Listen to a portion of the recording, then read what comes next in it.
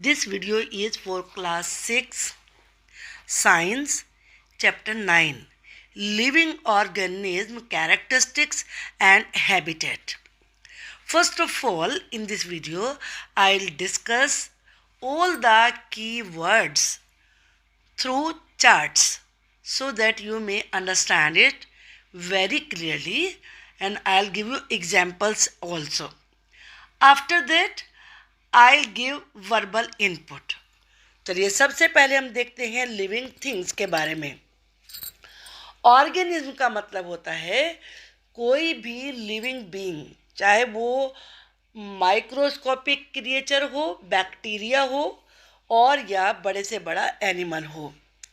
तो उनके क्या कैरेक्टरिस्टिक्स होते हैं? नंबर 1, दे रेस्पायर। आप देखेंगे वो जितने भी लिविंग बीइंग्स होते हैं वो सब रेस्पायर करते हैं, यानी कि ऑक्सीजन को टेक इन करते हैं, इनटेक करते हैं उसका। Second characteristic is they reproduce. Reproduce का मतलब होता है अपने जैसे को पैदा करना। आप जानते हैं कि चाहे ह्यूमन बीइंग्स हैं, एनिमल्स हैं, बर्ड्स हैं, वॉर्म्स हैं, कोई भी क्रिएचर है, वो अपने जैसा प्रोड्यूस करते हैं। तो ये लिविंग थिंग्स की एक सबसे बड़ी विशेषता है, उनका कैरेक्टरिस्टिक है। Next is grow. पहले वो स्मॉल होते हैं, then they continue to grow, they become bigger. चाहे प्लांट्स हो, चाहे एनिमल्स हो या ह्यूमन बीइंग्स हो। Living things move. एक जगह से दूसरी जगह पर वो मूव करते हैं, यानी कि मूवमेंट। नेक्स्ट है एक्सक्रीट वेस्ट। जो भी वो फूड खाते हैं उसमें से सारा डाइजेस्ट नहीं हो पाता, कुछ वेस्ट के रूप में बचता है, तो उसे वो बॉडी से बाहर थ्रो आउट करते हैं, उसे कहते हैं excrete. Living thing respond to stimuli. Stimuli जो होती है, यानी कि कोई भी चीज़ आपको जो उत्तेजित कर रही है उसके प्रति वो रेस्पॉन्ड करते हैं। जैसे गर्मी लग रही है, गर्मी है बात बहुत ज़्यादा, तो यू विल स्टार्ट फैनिंग। आप फैन करना शुरू कर देंगे, कूलर चलाएंगे। ठंड लग रही है तो वूलन क्लॉथ पहनेंगे। तो ये कहलाता है रेस्पॉन्ड टू स्टिमुलाई। इसके बाद है टेक ऑन न्यूट्रिएंट्स। जो भी लिविंग थिंग्स होते हैं उन्हें न्यूट्रिएंट्स की जरूरत पड़ती है, तभी वो ग्रो कर पाते हैं। अब आप इनको और यहाँ पर कैरेक्टरिस्टिक्स लिखे हैं हमने, इनको भी देख सकते हैं। ये भी इम्पोर्टेंट कैरेक्टरिस्टिक्स हैं। मेड अप ऑफ सेल्स, के जितने भी लिविंग बीइंग्स हैं वो सेल से बने हुए होते हैं। सेल्स डिवाइड होते हैं और इस तरीके से वो ग्रो होते हैं। Next is respond to environment. जैसा भी एनवायरनमेंट है, जैसे मैंने अभी हॉट का और कोल्ड वेदर का एग्जाम्पल दिया, तो उस पर वो रेस्पॉन्ड करते हैं।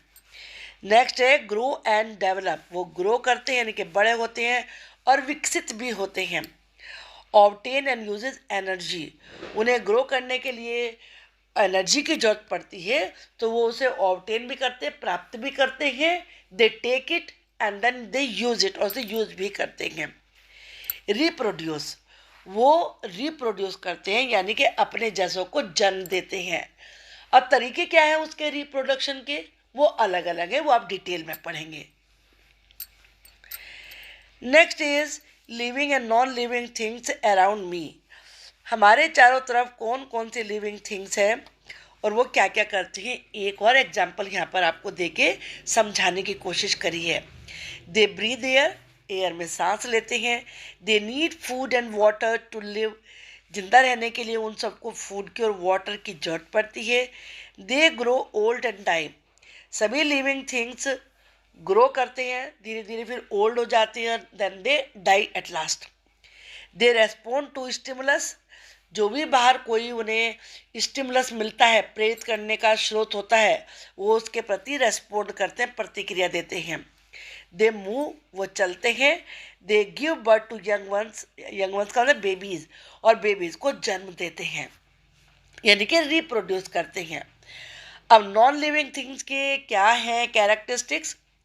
दे डू नॉट ब्रीथ। वो ब्रीथ नहीं करते। अब आपकी बुक है, टेबल है, पेंसिल है, टीवी है, वॉल है, डोर है, इनमें से कोई भी ब्रीथ नहीं करता। स्टोन है, ये ब्रीथ नहीं करते। दे डू नॉट ईट और ड्रिंक, ना वो ईट करते हैं ना ड्रिंक करते हैं। दे डू नॉट डाई, वो मरते भी नहीं हैं। अब कोई स्टोन है वो नहीं मरेगा, कोई टेबल है नहीं मरेगी। दे डी के ओवर टाइम, समय बीतने के साथ साथ वो नष्ट होते चले जाते हैं। And become unfit for use, और फिर वो बिल्कुल अनसुटेबल हो जाते हैं कि उन्हें यूज़ ही नहीं कर सकते। जैसे आपकी पेंसिल होती है, आप उसे यूज़ करते रहते रहते हैं, वो छोटी हो जाती है, फिर वो यूज़ करने के लायक नहीं बचती। They can not move on their own, वो अपने आप नहीं चल सकते। आप अपनी पेंसिल को यहाँ से उठा के वहाँ रख सकते हैं, लेकिन वो अपने आप चल के नहीं जाएगी। They do not respond to stimulus, वो स्टिमुलस के लिए कोई कोई बाहर से कोई भी प्रेरक तत्व है तो कोई उसमें प्रतिक्रिया नहीं देते हैं। यानी कि आपकी पेंसिल है, बाहर ठंडा हो रहा है तो उसे कोई फर्क नहीं पड़ता, बहुत गर्म हो रहा है कोई फर्क नहीं पड़ता, वो रेस्पॉन्ड नहीं करती क्योंकि वो नॉन लिविंग थिंग्स है। They do not give birth to young ones, वो बेबीज को जन्म देते हैं। आपकी पेंसिल कोई छोटी पेंसिल को पैदा नहीं करती है, तो वो यंग वंस को रिप्रोड्यूस नहीं करते हैं। आई थिंक अब आपको ये लिविंग और नॉन लिविंग थिंग्स के कैरेक्टरिस्टिक्स अच्छे तरीके से क्लियर हो गए होंगे। अब हम आगे कुछ एग्जाम्पल देखते हैं यहाँ पर लिविंग थिंग्स में क्या क्या चीज़ें आती हैं। एनिमल्स आते हैं, जितने भी एनिमल्स हैं, चाहे बिग हैं चाहे स्मॉल हैं, सब लिविंग थिंग्स में आते हैं। प्लांट्स भी उसी में आते हैं, और पीपल यानी कि ह्यूमन बीइंग्स भी। अब नॉन लिविंग थिंग्स में दो तरह की चीज़ें होती हैं, मैन मेड जो आदमी ने बनाई हैं। जैसे मैंने अभी आपको एग्जांपल दिया, टेबल है, टीवी है, आपका मोबाइल है, डोर है, ये सब चीज़ें जो आदमी ने बनाई हैं। नेचुरल, वुड, लकड़ी, ये नॉन लिविंग थिंग में आएगा। या मान लीजिए वाटर है, माउंटेन्स हैं, स्टोन है, ये सब नेचुरल में आते हैं, तो ये नॉन लिविंग थिंग्स होते हैं। Next is what is habitat. Habitat क्या होता है? हैबिटेट का मतलब होता है रहने की जगह, dwelling. Every animal has a habitat, हर एनिमल का एक हैबिटेट होता है। The place where an animal और प्लांट लिव्स, वो जगह जहाँ एनिमल या प्लांट रहते हैं एंड ग्रोज और बड़े होते हैं, वो उसका हैबिटेट कहा जाता है। A habitat is where an animal find the food, habitat वो होता है जहाँ उसे अपना फूड मिले, वाटर भी मिले, शेल्टर रहने की जगह भी मिले, इट नीड्स टू लिव, जो उसे जिंदा रहने के लिए ज़रूरी होती है, सारी चीज़ें मिले। For example, A tokens habitat is the rain forest, जो टोकन होता है उसका हैबिटेट रेन फॉरेस्ट होता है। यहाँ पर आपको कुछ हैबिटेट बताए हैं, जैसे फॉरेस्ट हैबिटेट होते हैं, डेजर्ट्स होते हैं जहाँ पर कैमल रहते हैं, और ये ट्रॉपिकल रेन फॉरेस्ट हैं, और ये सीज और ओशन, बहुत सारे आप जानते हैं सी एनिमल्स होते हैं, सी वीड्स होते हैं, तो जो कि सी के अंदर रहते हैं। ग्रास लैंड यानी कि जहाँ घास के बड़े बड़े मैदान होते हैं। माउंटेन्स, बहुत सारे एनिमल्स क्रिएचर्स माउंटेन्स पर रहते हैं। और यह टुंड्रू और टुंड्रा प्रदेश यानी कि टुंड्रा एरिया जहाँ बहुत ही ज़्यादा कोल्ड होता है। और फिर है रिवर्स एंड लेक्स, ये सारे हैबिटेट्स हैं। अब हम देखते हैं where do animals live, animals कहाँ रहते हैं? एनिमल्स रहते हैं ग्रासलैंड में। तो ये ग्रासलैंड है यानी कि जंगल है, ये जंगल का सीन यहाँ पर दिखाया है। ये आपको दिख रहा है कैक्टस, ये डेजर्ट में होता है। और ये भी ट्री है एरिया है, और ये वाटर है, और ये यहाँ पर ये फॉरेस्ट दिखाया है। फिर इसमें रेप्टाइल्स भी रहते हैं। या ये रेन फॉरेस्ट है, ये मतलब बहुत ही कोल्ड एरिया है, इसे आप पोलर रीजन, आर्कटिक रीजन कह सकते हैं। ये डेजर्ट है। तो इस प्रकार से ये सारे हैबिटेट में आते हैं। अब है बायोटिक और अबायोटिक। देखो, बायोटिक का मतलब होता है लिविंग, ए लगाने से अपोजिट हो जाता है यानी कि नॉन लिविंग। जैसे लिविंग और नॉन लिविंग होता है, ऐसे ही तरीके से आप समझ सकते हैं बायोटिक और अबायोटिक होता है। तो बायोटिक में कौन से आते हैं? सारे लिविंग थिंग्स, प्लांट्स है, एनिमल्स है, फंगी है, बैक्टीरिया है। नॉन लिविंग में क्या आता है? Water, sunlight, soil, air, temperature. ये अबायोटिक में ये सारी चीज़ें आती हैं। अब बायोटिक फैक्टर क्या होते हैं? Biotic factors are the living components of an ecosystem and their activities. जो भी इकोसिस्टम होता है, हमारे चारों तरफ एनवायरनमेंट होता है, उसमें जितने भी लिविंग कंपोनेंट्स यानी कि जीवित रहने वाले प्राणी हैं, वो सारे कहलाते हैं बायोटिक फैक्टर। जैसे आप देख रहे हैं, यहाँ अलग अलग तरीके के प्लांट्स हैं ये, और ये एनिमल्स हैं, ये सब लिविंग हैं। ये मशरूम है, रेप्टाइल्स हैं, ये आप देख रहे हैं इंसेक्ट्स हैं, ये सब बायोटिक में आते हैं। अब बायोटिक में के फैक्टर्स क्या होते हैं? Meaning not alive. अबायोटिक का मतलब ये होता है जो जीवित नहीं है, अलाइव का मतलब जीवित। आर नॉन लिविंग फैक्टर्स, ये नॉन लिविंग फैक्टर्स होते हैं दैट अफेक्ट लिविंग ऑर्गेनिज्म, जो जीवित ऑर्गेनिज्म को प्रभावित करते हैं। जैसे यहाँ पर आप एक बार फिर देखिए, जो मैंने अभी आपको ये एग्जाम्पल दिया था, ये थे अबायोटिक, ये वाले। ये सही है कि ये अबायोटिक है, नॉन लिविंग है, लेकिन water, sunlight, soil, air, temperature, ये सब के सब जरूरी हैं। किसके लिए? जो बायोटिक है। अगर ये नहीं होंगे तो ये वाले जीवित नहीं बचेंगे, तो ये जरूरी होते हैं। तो इसीलिए यहाँ पर ये मेंशन किया गया है इसमें कि ये लिविंग ऑर्गेनिज्म को प्रभावित करते हैं, उनके लिए जरूरी होते हैं। आई थिंक कि आपको ये बात भी फैक्टर समझ में आया होगा। Abiotic factors, the abiotic factors are the non living components of an ecosystem. These factors directly affecting living organism and their ability to survive and reproduce. ये सारी चीज़ें लिविंग ऑर्गेनिज्म को प्रभावित करती हैं उनके जिंदा रहने के लिए, और उनके जो वो प्रोड्यूस करते हैं अपने जैसे, उनके लिए बहुत ज़रूरी होते हैं। इसमें क्या चीज़ें यहाँ पिक्चर से आपको समझाने की कोशिश करी है। इसमें सनलाइट है, विंड है, रेन है, वाटर है और सॉयल है, जिन्हें हिंदी में पंचतत्व भी कहते हैं। ये आदमी के लिए, जितने भी लिविंग बींग्स हैं, सबके लिए बहुत ज़रूरी होते हैं, लेकिन इन्हें हम लिविंग बींग्स नहीं कह सकते।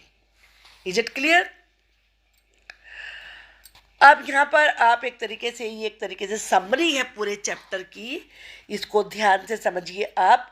The living organism characteristics and habitats. अब हम एक एक चीज़ को समझेंगे। यहाँ पर सबसे पहले बायोटिक कंपोनेंट्स को समझाया है। आप पेपर से पहले केवल इसी चार्ट को भी देख के जा सकते हैं बड़े आराम से। Living things which affect ecosystem, जो इकोसिस्टम को प्रभावित करती है, जिनमें एनिमल्स भी है, प्लांट्स भी है, यानी कि ये सब चीज़ें। Abiotic components non living things होते हैं विच अफेक्ट इकोसिस्टम, जो हमारे इकोसिस्टम को प्रभावित करते हैं, जिसमें रेन, वाटर, सॉयल, सनलाइट, ये सब चीज़ें आती हैं। इनकी पिक्चर ये बनाई गई है। इसके बाद इसमें आते हैं हैबिटेट। हैबिटेट का मतलब क्या होता है? होम, घर, या वो जगह वेयर ऑर्गेनिज्म लिव, जहाँ जीवित प्राणी यानी कि लिविंग क्रिएचर्स, लिविंग बींग्स रहते हैं। ऑर्गेनिज्म का मतलब तो आपको पता है ना, लिविंग बींग्स। अब ये हैबिटेट कितने तरीके के होते हैं? ये टेरेस्ट्रियल हैबिटेट होते हैं। तो टेरेस्ट्रियल हैबिटेट में पहले आप हैबिटेट का मीनिंग देख लीजिए। Plants animals that live on land, वो टेरेस्ट्रियल हैबिटेट कहलाते हैं, यानी कि वो प्लांट्स और एनिमल जो ज़मीन के ऊपर, लैंड के ऊपर रहते हैं। तो ये कितने तरीके के होते हैं? डेजर्ट्स होते हैं जहाँ पर प्लांट्स एनिमल दोनों रहते हैं। माउंटेन रीजन होता है, वहाँ भी प्लांट्स और एनिमल दोनों ही रहते हैं। इसके बाद ग्रासलैंड होते हैं जिसमें प्लांट्स एनिमल दोनों ही रहते हैं। आई थिंक ये चीज़ें क्लियर हो गई होंगी आपको। ये यहाँ पर इन सबकी पिक्चर दी गई है। इसके बाद एक्वेटिक हैबिटेट। एक्वेटिक का मतलब ही वाटर होता है, तो इसमें आते हैं पोन्ड्स और लेक्स, और साथ में ओशंस भी, जो सी क्रिएचर्स होते हैं। Plants and animal that live in water, वो एक्वेटिक हैबिटेट कहलाते हैं। ये दोनों उसके एग्जाम्पल्स हैं। अब एक और कैरेक्टरिस्टिक्स है कि लिविंग थिंग्स के कैरेक्टरिस्टिक्स क्या हैं? वो रेस्पिरेशन, सांस लेते हैं, छोड़ते हैं। रिप्रोडक्शन, अपने जैसों को जन्म देते हैं, पैदा करते हैं। एक्सक्रीशन, अपने बॉडी में से जो वेस्ट होता है उसे बाहर निकालते हैं। रेस्पॉन्ड टू देयर एनवायरनमेंट, अपने एनवायरनमेंट के प्रति रेस्पॉन्ड करते हैं, प्रतिक्रिया देते हैं, वो ग्रो करते हैं, बड़े होते हैं। ये एक तरीके से पूरे लेसन की समरी है जो कि आपके लिए बहुत बहुत हेल्पफुल होने वाली है। अब देखिए हैबिटेट का मैंने एक और तरीके से आपको समझाने की कोशिश करी है। हैबिटेट का मतलब प्लेस, रहने की जगह। अब ये कितने तरीके के हुए, टेरेस्ट्रियल हैबिटेट्स और एक्वेटिक हैबिटेट्स। टेरेस्ट्रियल वो जो लैंड वाला होता है और एक्वेटिक वो जो वाटर वाला होता है।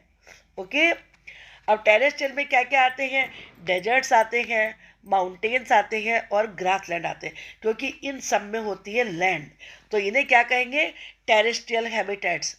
एक्वेटिक में आते हैं ओशंस, यानी कि वाटर जहाँ है, ओशंस में वाटर होता है, पोन्ड्स में वाटर होता है, लेक्स में वाटर होता है, ये सब के सब आते हैं एक्वेटिक हैबिटेट्स में। आई होप कि आपको ये सब चीज़ें अच्छे तरीके से समझ में आ गई होंगी। इनको आप देखिए और फिर इसके बाद मेरी जो नेक्स्ट वीडियो आएगी जिसमें मैंने आपको वर्बल इनपुट दिए हैं, उस वीडियो को भी आप देखना मत भूलिए। Thank you for watching the video.